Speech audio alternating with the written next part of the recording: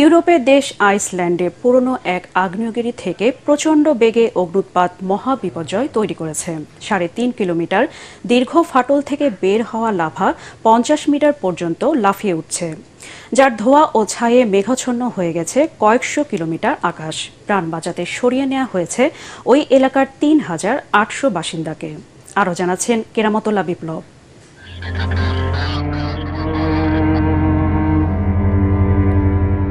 রাজধানী রেকজাভিকের ৫০ কিলোমিটার দূরের গ্রিনডাভিকে গত ডিসেম্বরেও অগ্ন্যুৎপাতে চাপা পড়ে বিশাল জনবসতি।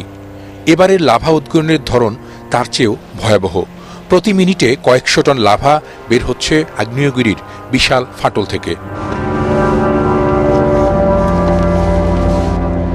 গ্রিনডাভিক শহরের পাশাপাশি এই অগ্ন্যুৎপাত হুমকির মুখে ফেলেছে বিশ্ব প্রসিদ্ধ ব্লু লেগুন জিওথার্মাল স্পাকে, যেখানে প্রাকৃতিক গরম পানি ও বাষ্পে গোসল করতে যান বিশ্বের কয়েক লাখ পর্যটক।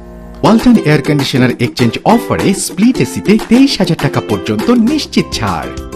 বিশ্বের অন্যতম আশ্চর্য বলা হয় এই ব্লু লেগুনকে, যা ঘিরে সেখানে গড়ে উঠেছে বিলাসবহুল হোটেল, মোটেল, রেস্তোরাঁ সহ বহু প্রতিষ্ঠান। গ্রিনডাভিকে অগ্ন্যুৎপাত এবার এতটাই প্রবল বেগে হচ্ছে যে লাভা লাফিয়ে উঠছে ১৫০ ফুট উঁচুতে। বিশেষজ্ঞরা বলছেন, এত প্রবল বেগে লাভা উদ্গীরণ ৮০০ বছরেও ওই এলাকায় আর হয়নি। কয়েক শতাব্দী ঘুমিয়ে থাকার পর গেল ডিসেম্বরে গ্রিনডাভিকের আগ্নেয়গিরিটিতে অগ্ন্যুৎপাত শুরু হয়। People that lives in Grindavik and also working there, that was also evacuated. It's different from day-to-day basis. But we knew about it early, so we could evacuate before the eruption happened.